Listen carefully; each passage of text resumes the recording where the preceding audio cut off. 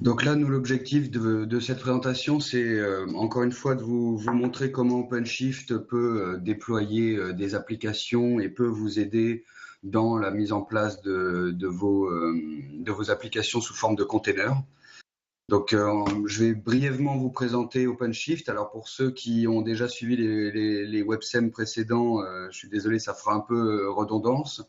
Mais l'idée est de vous montrer un peu les composants et en quoi OpenShift permet d'être à la fois un container as a service, donc une plateforme qui vous aide à assurer le run de vos containers, mais également une plateforme qui vous permet de fabriquer les containers et d'envisager une stratégie de déploiement et d'intégration continue.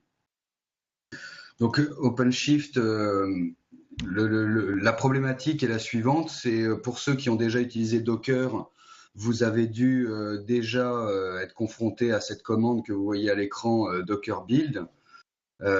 C'est facile et on peut s'en servir assez facilement quand on a un petit container et qu'on développe et qu'on teste. Voilà, la commande Docker nous suffit. Dès qu'on va avoir besoin de scaler et d'aller un peu plus vers des architectures un peu plus complexes, d'avoir plusieurs containers qui dialoguent entre eux, ça va déjà devenir un peu plus compliqué. Et puis, quand on a besoin d'assurer la production d'applications containerisées et de microservices containerisés, là, on a de plus en plus de problématiques qui se cumulent, notamment la sécurité, le fait de pouvoir monitorer l'ensemble des containers simplement et sur une console unique, assurer la haute dispo de ces containers, parce que quand on est sur une seule machine, c'est facile, hein, enfin, c'est facile. Tout est servi par un seul hôte, mais s'il tombe, tout tombe. Donc, assurer la haute disponibilité, ça va vite être une problématique que vous allez rencontrer pour faire tourner vos containers en production. Et évidemment, la résilience, la persistance des données et le fait d'envisager une stratégie de déploiement continu. Tout ça, ça va être des problématiques qui, petit à petit, au fur et à mesure de l'arrivée des containers dans votre entreprise, vont être des problématiques auxquelles vous allez être confrontés. Et pour y répondre, la commande Docker, l'environnement, juste le runtime Docker ne va pas vous suffire. Pour ça, OpenShift est passé sur le principe et c'est basé sur plusieurs composants qui existent déjà dans le monde de l'open source et ils les ont agglomérés en rajoutant une couche intéressante et on va voir les différences.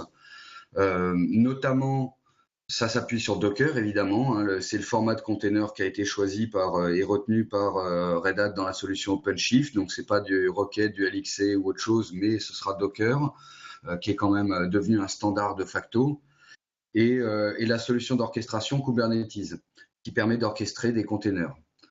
À ça s'ajoute la surcouche et l'intelligence OpenShift qu'on va voir là par la suite, mais dites-vous que la solution Red Hat OpenShift, c'est avant tout la possibilité d'avoir Docker et de faire tourner des containers en mode entre guillemets bas niveau avec Docker, d'avoir un plus haut niveau d'abstraction qui permet de gérer un cluster de containers grâce à Kubernetes, et OpenShift qui nous apporte la sécurité, la résilience, la gestion simplifiée et tout ce qui est des composants additionnels nous permettant d'envisager le build et l'intégration continue.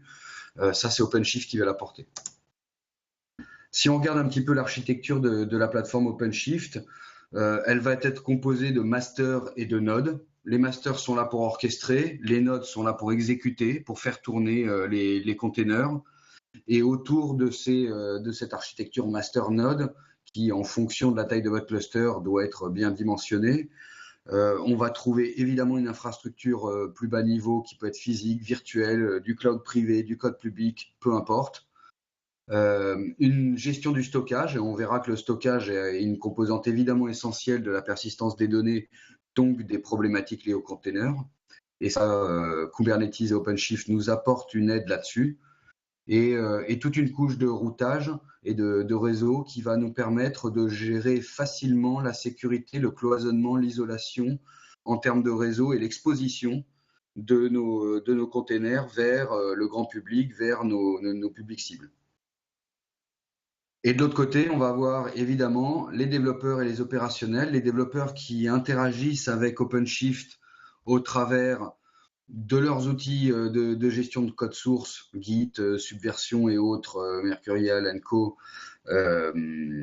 pour le code source, au travers d'outils de CI/CD, notamment Jenkins, pour tout ce qui est stratégie de déploiement, et les opérationnels qui, eux, vont intervenir pour gérer la plateforme et pour intervenir notamment sur le stockage et le routage à un haut niveau. Enfin, plutôt à un bas niveau si on se place au niveau des couches.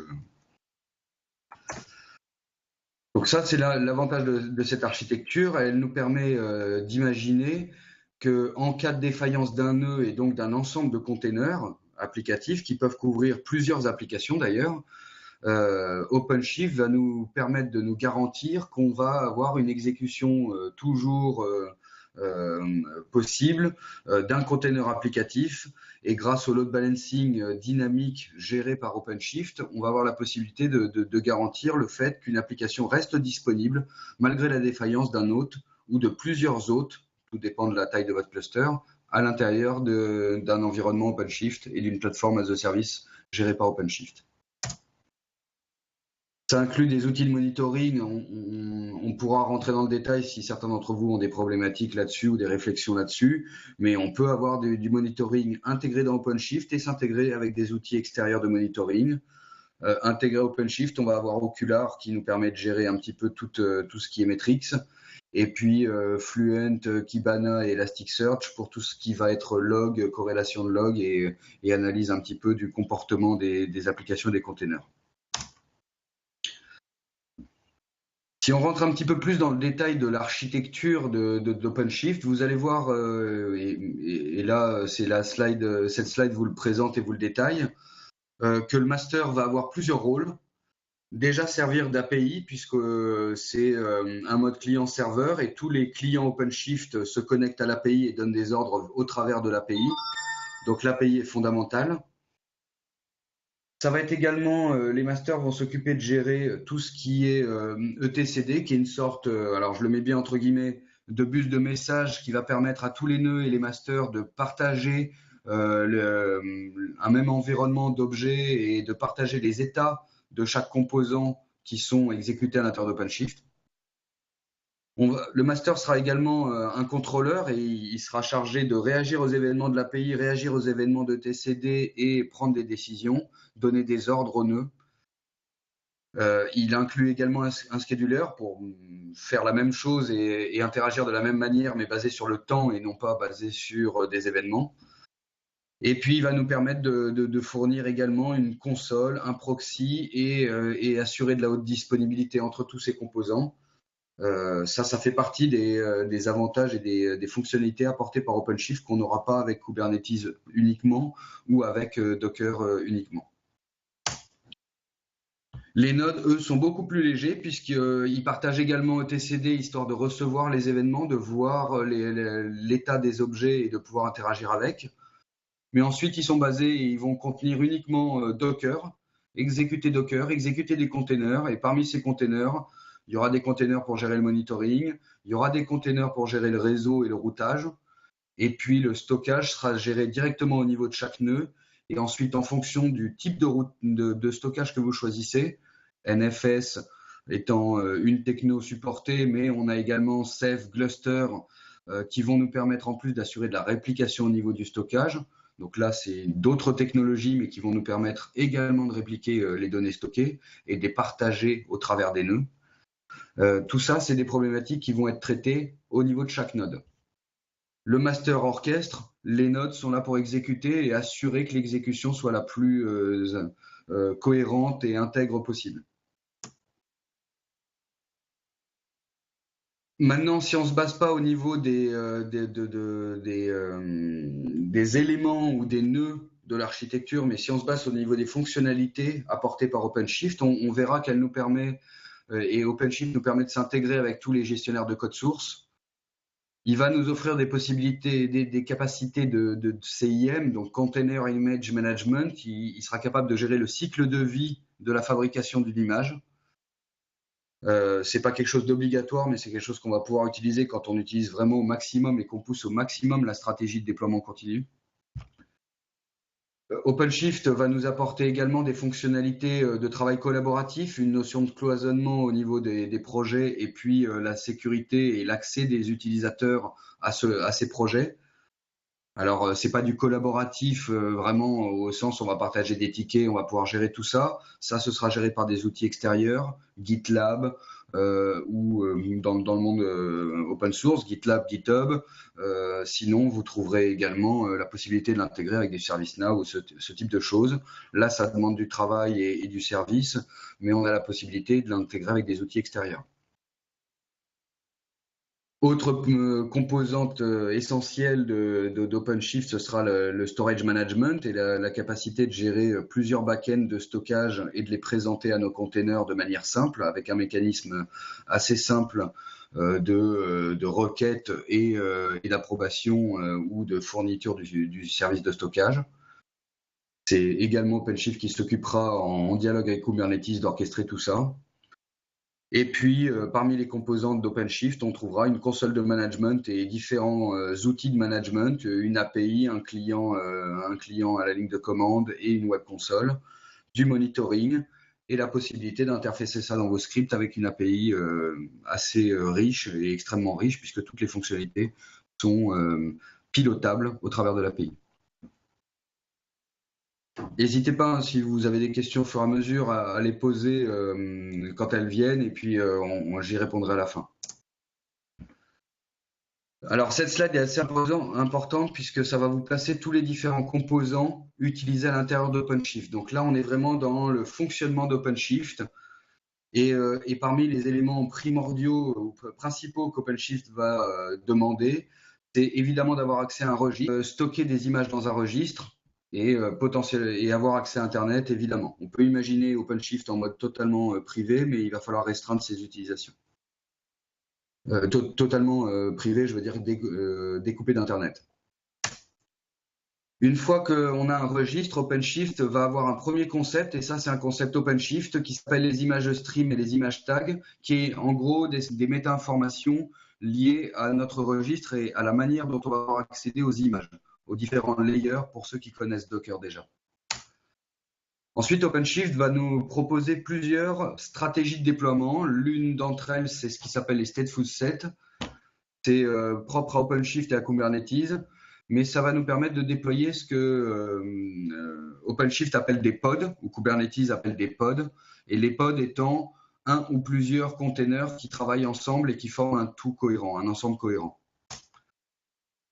Ces pods peuvent potentiellement avoir besoin de variables d'environnement confidentielles, des logins et des mots de passe d'accès à une base de données par exemple. On va pouvoir s'appuyer, OpenShift s'appuie sur un composant livré par Kubernetes qui s'appelle les secrets, mais pourra également s'appuyer sur des config maps pour nous fournir des configurations un peu plus haut niveau, des fichiers de configuration qui viennent être plugués et qui viennent s'exécuter directement, se présenter directement lorsque le container s'exécute.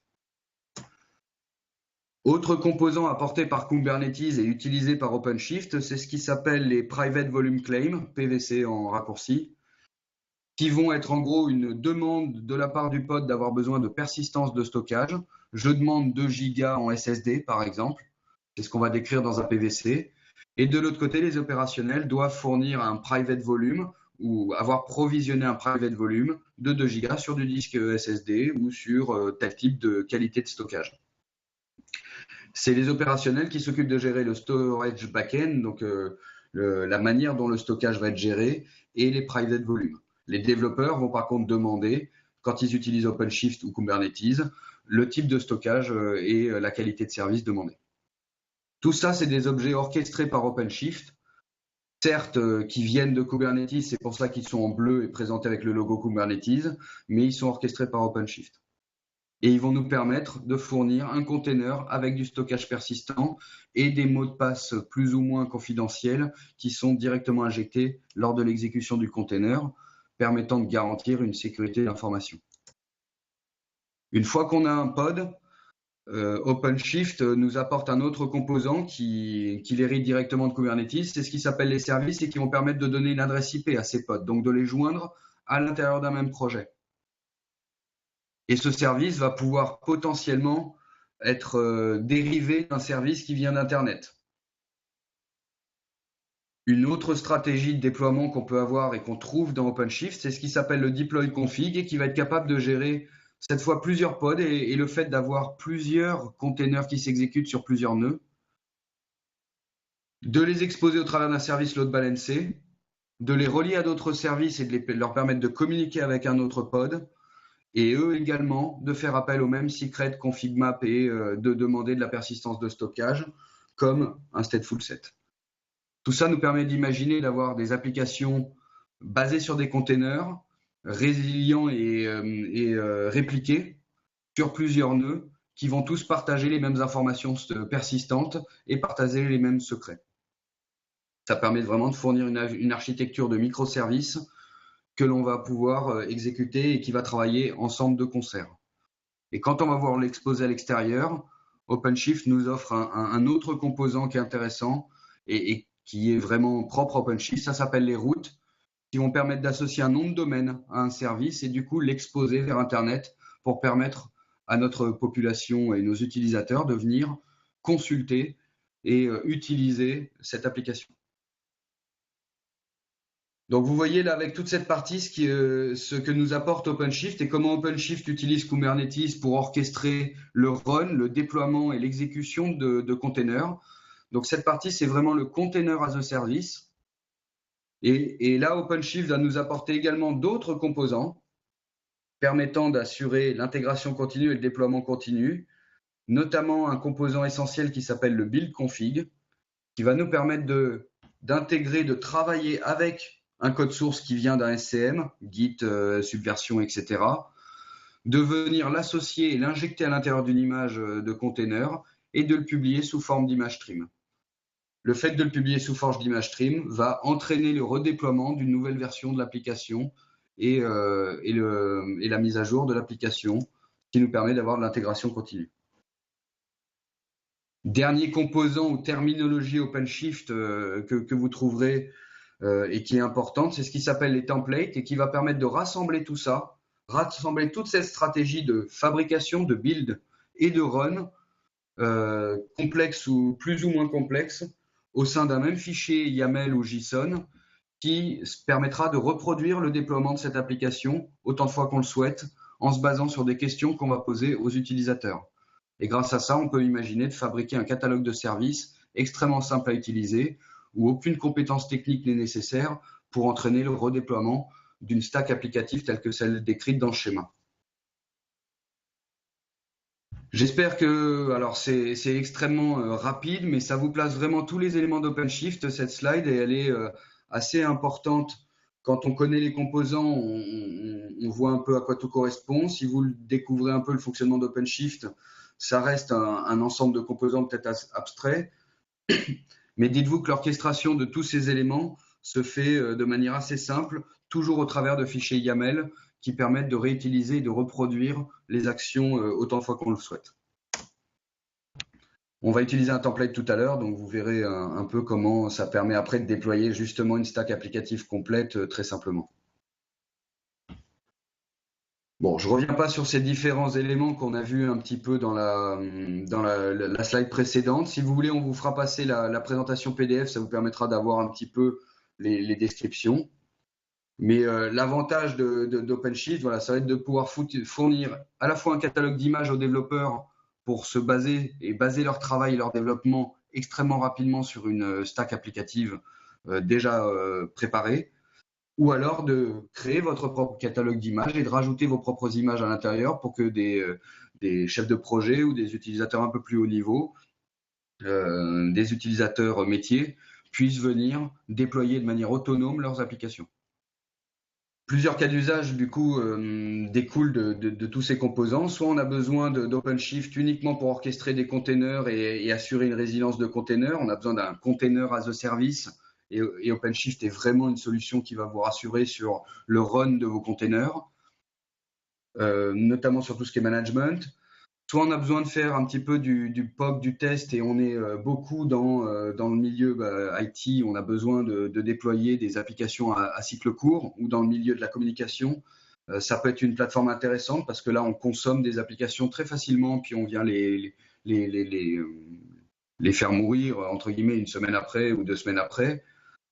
Ça peut être également intéressant pour monter votre usine logicielle et fabriquer votre plateforme de développement. Et tout ce qui est chaîne d'intégration, industrialisation et des applications basées sur les microservices, vous allez trouver dans les composants OpenShift un moyen de rendre beaucoup plus agile et rendre même quasi immédiat le déploiement et le passage du code source au test, voire au run en production. Bon, je vais laisser un petit peu ce wording, mais sachez évidemment que OpenShift n'est pas la seule plateforme as a service. C'est selon nous celle qui est la plus aboutie. Et évidemment, on a un historique avec Red Hat, mais clairement en termes de technologie, Kubernetes est l'orchestrateur de containers qui a remporté la mise sur le marché. D'ailleurs, même Docker fournit maintenant dans sa version Enterprise Kubernetes et du support sur Kubernetes parce que il est meilleur que les composants a priori qu'ils avaient développés en interne.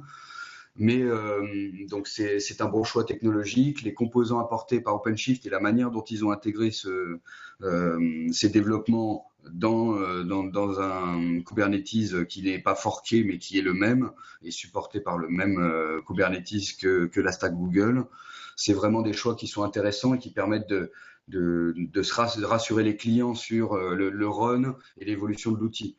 Maintenant, il y a d'autres solutions qui sont quand même plus ou moins fermées. Évidemment, Pivotal, IBM, c'est du monde propriétaire. Beanstalk avec Amazon, c'est du cloud, mais géré par Amazon. Et il y a un certain nombre de contraintes, on peut en discuter, même si c'est un projet qui est intéressant. Mesosphere Marathon est déjà beaucoup plus open source, mais par contre, on est déjà plus haut niveau. On va avoir beaucoup plus de choses à faire. C'est un peu comme si on faisait du Ansible qui dialogue avec OpenStack pour faire de l'intégration continue. On va pouvoir le faire, il n'y a pas de problème, mais ça demande quand même beaucoup de services, alors qu'on a avec OpenShift une plateforme qui est clairement déjà intégrée et le fait de comprendre la philosophie et d'adhérer, de rentrer dans la philosophie, il y a un coût beaucoup moindre et beaucoup plus facile et accessible que devoir déployer soi-même une stack de CI/CD basée sur du OpenStack et de l'Ansible par exemple, ou du Mesosphere et du Marathon. Parmi les composants qu'OpenShift Container Platform nous apporte par rapport à OpenShift Origin, même si moi la démo je vais vous la montrer sur Origin parce que j'ai vraiment besoin des dernières fonctionnalités, là l'offre OpenShift Container Platform, elle nous apporte quand même un ensemble de fonctionnalités niveau entreprise. Le fait d'avoir un accès à une console d'admin qui est vraiment simplifiée, d'avoir l'authentification qui est derrière, toute l'automatisation du déploiement d'un cluster multi-nœud qui est prévu, tout ça c'est autant de fonctionnalités qui nous simplifient les tâches. Le but étant derrière, quand on utilise OpenShift, et ce sera l'objectif pour vous, j'imagine, dans les problématiques que vous devez traiter ou que vous aurez à traiter sur la mise en place d'une plateforme as a service, ou en tout cas d'automatisation, ce sera d'accélérer l'innovation, évidemment, de rendre beaucoup plus rapide le développement, le dev to market, augmenter l'efficacité opérationnelle et permettre à chaque équipe de se concentrer sur ses propres tâches. Les développeurs se concentrent sur le code, les opérationnels se concentrent sur le run de la plateforme, les équipes sécurité se concentrent sur les images socles qui vont composer et permettre d'exécuter les applications. Tout ça, c'est autant d'efficacité qui permet d'aller beaucoup plus rapidement et d'être beaucoup plus efficient. Et ça va être évidemment de bénéficier ou d'adhérer, de rentrer dans un modèle DevOps qui permet de fluidifier la manière dont vos applications sont gérées.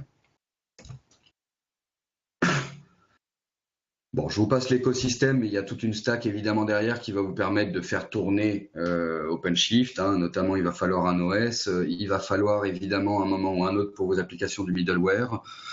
OpenShift sera là en haut pour orchestrer tout ça et pour tourner autour de ces différents environnements. Et sachez que voilà, d'un point de vue formation, il y a maintenant un cursus clairement établi qui est vraiment très adapté, qui part d'un tronc commun, la 180, pour ensuite aider les gens soit à être plus opérationnels, soit à être plus dev. Et il y a évidemment des formations transverses qui permettront d'aller vraiment très loin, à la fois avec une certification, mais surtout dans les connaissances du fonctionnement de la plateforme. Et je dirais que chaque cursus, en maximum 2 semaines, on a fait l'ensemble du cursus. pour l'administration ou pour le développement. Bon, vous avez, et on vous fournira dans les slides les prochaines dates. Juste avant de faire la démo, l'idée donc de cette démo, ça va être de vous montrer à la fois comment on utilise les pipelines dans OpenShift pour faire le déploiement, et quels sont les composants qu'on a vus tout à l'heure dans le schéma OpenShift qui sont implémentés, et également voir une nouvelle technologie qui vient de sortir qui s'appelle les opérateurs. Et on le verra au travers d'un exemple de déploiement d'une application, enfin d'un back-end Couchbase. Donc Couchbase, c'est du big data, c'est un de nos partenaires également, et c'est une plateforme qui est basée sur Memcache et CouchDB et qui permet de fournir une base de données NoSQL répliquée en master-master sans slave, qui assure la résilience de données et qui est capable de gérer des performances applicatives assez importantes. Alors nous, là, ça reste de la démo, donc tout tourne également sur un nœud, donc on est quand même limité à un même nœud, même s'il a 4 CPU. Sachez que quand on fait tourner Couchbase vraiment sur un cluster dédié ou qu'on construit un cluster Couchbase, on peut avoir des applications qui répondent sur des milliards de documents avec des écritures et des lectures qui peuvent être de l'ordre de la milliseconde. Et parmi les clients Couchbase, on trouve Criteo, on trouve Apple, on va trouver Pokémon Go et tout le back-end de Pokémon Go pour l'authentification. Donc des gens qui ont vraiment besoin de performance, de réactivité. On trouve Amadeus également. Donc voilà, performance, réactivité sur du big data. Nous, on va voir là dans cette démo comment déployer Couchbase en utilisant les opérateurs qui sont une nouvelle technologie Kubernetes utilisée et exposée dans OpenShift. C'est apparu à peu près au mois de décembre là dans Kubernetes et c'est déjà disponible dans la version d'OpenShift. Donc ça, on voit que le cycle de vie du projet OpenShift Container Platform, OpenShift Origin et puis Kubernetes, qui est un projet sous-jacent, est vraiment extrêmement court puisqu'ils n'ont pas fait un fork de Kubernetes, ils s'appuient sur la version de Kubernetes. Donc toutes les évolutions de Kubernetes, on va pouvoir les trouver dans les releases majeures, mineures d'OpenShift. Ça, c'est extrêmement important aussi parce que ça nous permet d'avoir assez rapidement accès à des technologies qui bougent quand même beaucoup.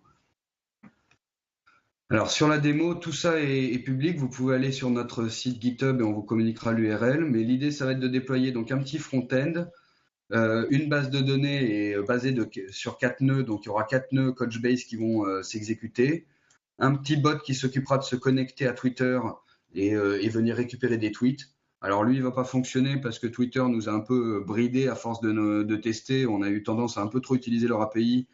Donc là, pas sûr qu'on va avoir accès à des tweets, mais en tout cas, on pourra remplir la base de données avec des éléments qui viennent également de l'API, puisque quand on se connectera au front-end, il y aura aussi des traces de mouvement de notre souris qui seront enregistrées à peu près toutes les 250 millisecondes.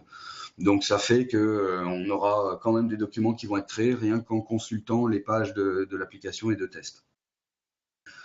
Pour faire ça, j'ai déjà préparé et on va se connecter à l'interface d'admin OpenShift. Et j'ai déjà préparé un projet qui s'appelle démo, mais qui est vide et dans lequel on va venir importer un template. Donc je vous parlais tout à l'heure du template comme étant un ensemble qui décrit le déploiement d'une stack applicative et d'une application complète. On va venir importer un template, mais plutôt que de le faire là via l'interface de développement, je vais le faire via la ligne de commande parce que je vais avoir besoin d'avoir accès à un certain nombre de ressources qui ne sont cette fois disponibles que dans la ligne de commande. Donc je vais me connecter à mon interface. Pour retrouver mon historique, je vais me connecter ici. La commande OC que vous venez de me voir taper, OC Login, me permet de m'authentifier en tant que super admin du cluster. Les opérateurs, pour l'instant, ont encore besoin d'authentification assez haute et donc j'ai besoin là d'être administrateur pour exécuter ce container simplement. Maintenant que j'ai fait ça, je vais pouvoir et je vais me connecter au projet démo. Si je refais OC Project, voilà, il me précise bien que je suis dans démo. Et je vais venir déployer un template. J'ai déjà préparé la commande, mais vous voyez ici, la commande OC, donc c'est OpenShift Container, OpenShift Client, Process. Je lui donne l'URL d'un fichier, c'est un fichier que vous pouvez voir sur GitHub et qu'on ira voir tout à l'heure pendant que ça déploie. Et je lui passe un certain nombre de paramètres, notamment l'URL qu'il aura, le mot de passe administrateur que je veux qu'il crée pour la base de données, son login, son mot de passe, et puis le nom d'un bucket qui est l'équivalent d'une base dans le monde Couchbase. Si j'exécute cette commande, voilà, il me génère un fichier JSON qui décrit tous les objets à fabriquer.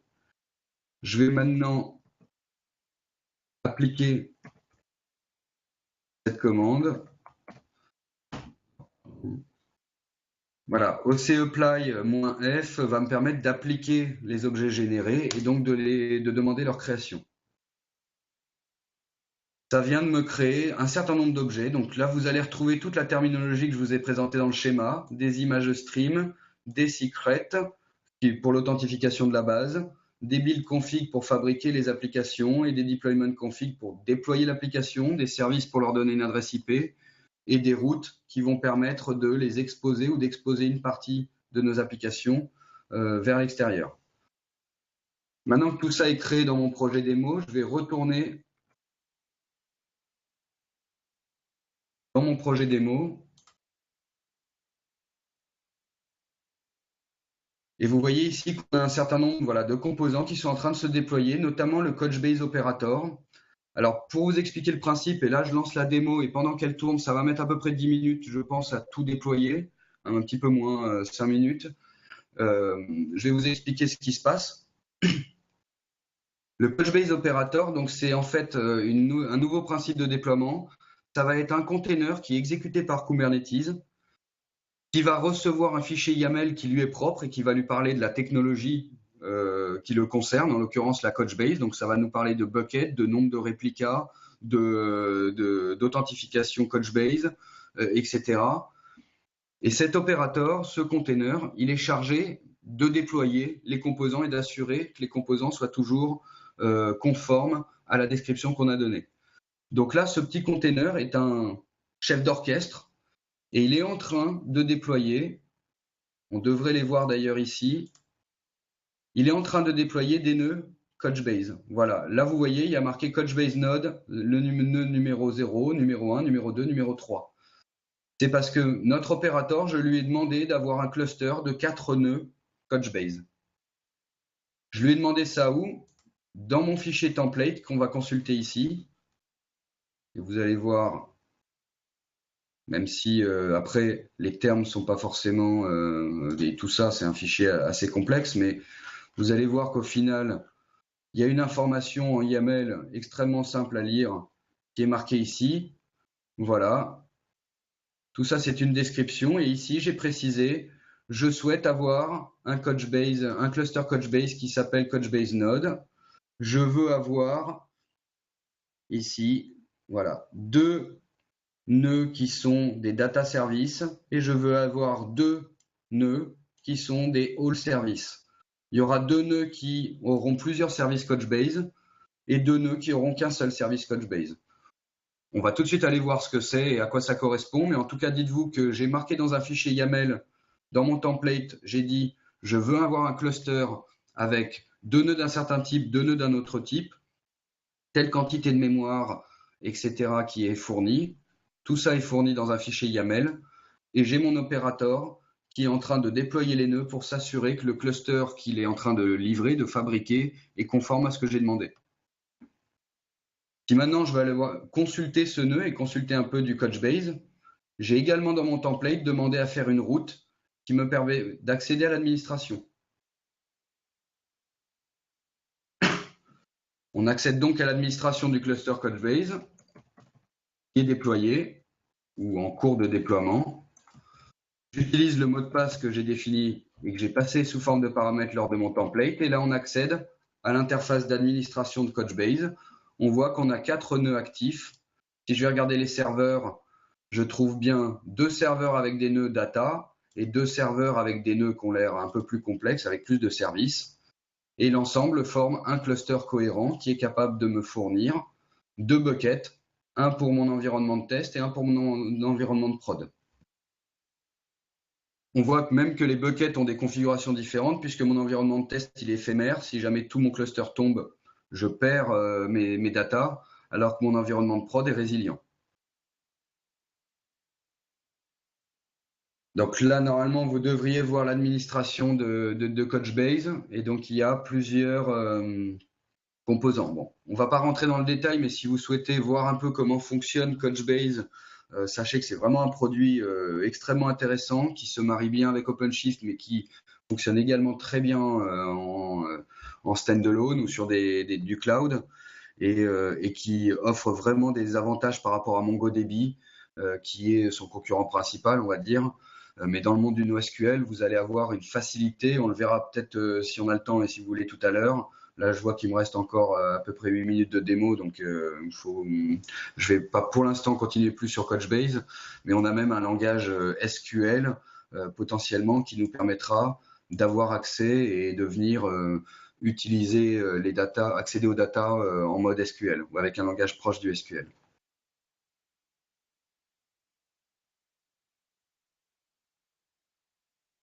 Très bien. Donc là, on voit que Couchbase fonctionne et que j'ai déjà 4 nœuds Couchbase qui travaillent de concert et qui sont prêts à recevoir mes données. Et tiens, là, je commence à recevoir des données, donc j'ai certainement mon déploiement qui est en train de fonctionner. Si on va regarder le déploiement, vous allez voir qu'en même temps, ce template, il nous a apporté une stratégie de pipeline basée sur Jenkins où j'ai défini toute la manière de construire 2 environnements, un de test, un de prod. Et l'idée est de construire le test, construire le prod, déployer l'environnement de test, attendre une approbation humaine que l'environnement de test est bien conforme et fonctionnel pour ensuite déployer la production. Donc là, si on va regarder, on voit que notre pipeline nous dit déploiement de test. Il a mis à peu près 3-4 minutes pour construire et déployer nos environnements jusqu'au test. Et là, il nous demande une approbation. Si je retourne dans Overview, vous allez voir qu'ici, on a mon environnement de test. Alors, je mets du temps à le sélectionner comme ça. Peut-être que ça va compenser le lag pour certains. On voit qu'on a mon environnement de test qui est fonctionnel, qui tourne. J'ai un container, un pod plus exactement, pour chacun de mes composants. Mon API qui va permettre de dialoguer avec Couchbase, mon bot qui va s'occuper d'aller interroger Twitter s'il y arrive et de remplir l'API ou de fonctionner avec l'API, et notre front-end web qui lui va s'occuper de nous présenter une bête interface web.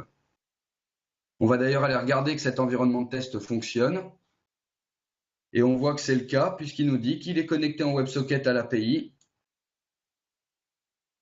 Il nous précise quel est le nom du container de l'API qui tourne, très bien. Et puis on voit qu'on a notre application. On a une petite heatmap ici qui permet de bouger la souris et d'enregistrer des traces de la souris. Bon, mon environnement de test fonctionne. Quand je regarde en bas, je vois bien que j'ai un front-end dans une version et une API dans l'autre version. Si on va regarder Couchbase, on voit qu'il y a des documents, des traces qui ont été enregistrées. Donc a priori, tout fonctionne. On va pouvoir faire notre approbation et utiliser les pipelines Jenkins pour aller approuver. Donc là, je vais venir me loguer dans Jenkins en utilisant l'authentification OpenShift. Ça, c'est un autre avantage du travail de Red Hat et de la communauté OpenShift.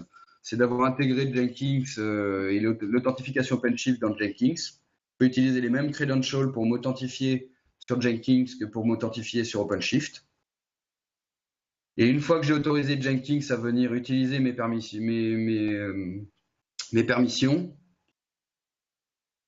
on va voir que c'est dans Jenkins, et pour ceux qui connaissent Jenkins, ils vont reconnaître l'interface, c'est dans Jenkins que je vais pouvoir approuver et expliquer que j'autorise le déploiement en production de mon application.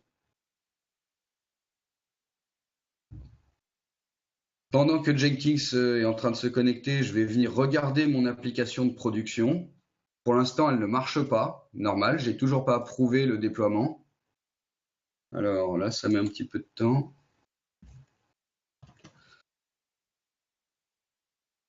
un peu trop impatient, voilà. Donc là, on est dans Jenkins. Et Jenkins nous demande de est-ce qu'on accepte ou on n'accepte pas de passer en production. Je vais dire que j'accepte. Et on voit que Jenkins vient parler avec OpenShift et lance un déploiement qui s'appelle bot-prod. Donc il va d'abord déployer notre bot. Ensuite, il va déployer l'API et il va terminer par le front-end web qui, lui, normalement, sera en plus redondant, enfin sera composé de 2 containers qui nous permettent de garantir la disponibilité et la haute disponibilité de notre application. On voit là dans OpenShift le déploiement, donc le bot de prod est déployé, nos 2 containers assurant une haute disponibilité de l'API sont déployés et il est en train de déployer le front-end web. Dès que ce front-end de web va être déployé, a priori, notre application ici sera disponible, cette fois en production. Donc là, on a bien nos 2 containers. Et quand je reviens ici et que je recharge ma page, j'ai bien mon API, cette fois de production, et mes containers de production qui répondent. Je vais pouvoir faire des traces et on va voir. Vous pouvez vous connecter, hein, c'est accessible par tout le monde. Donc vous faites www.prod-demo.openshift.demo.startx.fr. Le nom est un peu long et redondant, mais vous aurez accès à la même application et vous allez enregistrer vos traces de la même manière. Et on va voir qu'ici, c'est bien maintenant dans Démo Prod que j'ai des documents qui viennent s'enregistrer.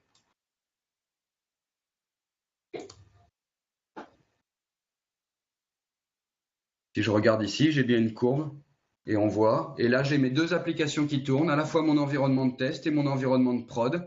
L'environnement de prod est composé de 2 pods à chaque fois qui me permettent d'assurer une haute disponibilité. Mon environnement de test, lui, est beaucoup plus léger. Il est basé que sur un seul container. Toute cette stratégie est définie dans le template et c'est lors du déploiement du template, en répondant à une question qui est nombre de réplicas, on pourrait passer de 2 à 4 à 6, etc. Et on peut même imaginer après, dans OpenShift, de mettre en place de l'autoscaling qui fait qu'en fonction de la charge sur nos containers, on va avoir plus ou moins de containers qui se déploient. Ça pourra faire l'objet d'une autre démo, mais en tout cas là, j'ai terminé pour cette présentation et ça vous a permis de voir comment on déploie Couchbase dans OpenShift et encore une fois un cluster Couchbase, donc basé sur 4 containers, et comment grâce à une stratégie de pipeline, on peut avoir un workflow de déploiement qui déploie un environnement de test que l'on valide et qui entraîne le déploiement de la production. Si vous avez des questions, alors je suis désolé pour ceux qui n'ont pas bien pu suivre à cause du lag. On pourra vous faire enregistrer la vidéo, donc on pourra vous la repasser. Si vous avez des questions, n'hésitez pas à utiliser le chat et je suis prêt à répondre à toutes vos questions sur ce que vous venez de voir. Et si vous avez envie qu'on vous refasse de manière un peu plus personnalisée cette démo ou une autre, c'est avec plaisir qu'on prendra vos coordonnées pour se voir ou organiser ça de manière privée. Alors, comment l'infrastructure est-elle présentée à OpenShift, OpenStack, physique, autre je dirais tout ce qu'on veut. OpenShift, si on regarde un peu dans le détail, c'est des containers qui tournent. Même OpenShift et Kubernetes sont gérés sous forme de containers. Donc, il nous faut juste d'avoir un OS qui soit fourni par OpenStack, qui soit fourni par un cloud privé, public, que ce soit de la VM ou que ce soit du physique. On installe Docker et ensuite on va pouvoir faire tourner OpenShift dessus. Bon, il y a un peu plus de contraintes, mais en termes de sécurité, il faut SE Linux, etc. Mais vous voyez que c'est quelque chose qui est très flexible. Stockage Ceph-objet, RBD et Cephfs sont supportés. Cephfs, oui. RBD, connais pas, je suis pas un expert en stockage, mais sinon il y a NFS et Gluster. Le recommandé, c'est Gluster en file system. Et puis après Ceph-objet, ça va être possible parce que vous allez mettre directement ce code dans votre container. C'est votre container qui ira directement appeler votre backend. Votre container n'appellera pas un private volume qui lui passera par l'autre pour chercher un point de montage qui se trouve être un stockage distant. mais il passera directement du container vers le back-end Ceph. Alors que Ceph File System, là, on va devoir s'appuyer sur voilà, des points de montage, etc. C'est pas la même manière de l'utiliser et pas les mêmes impacts sur l'application. Bien, s'il n'y a pas d'autres questions à ce moment-là, n'hésitez pas à nous les faire passer par mail s'il en reste. Je vous remercie en tout cas d'avoir suivi cette présentation et puis on reprendra contact avec vous pour avoir un petit peu votre feedback certainement la semaine prochaine. Merci à tous et à très bientôt. Au revoir.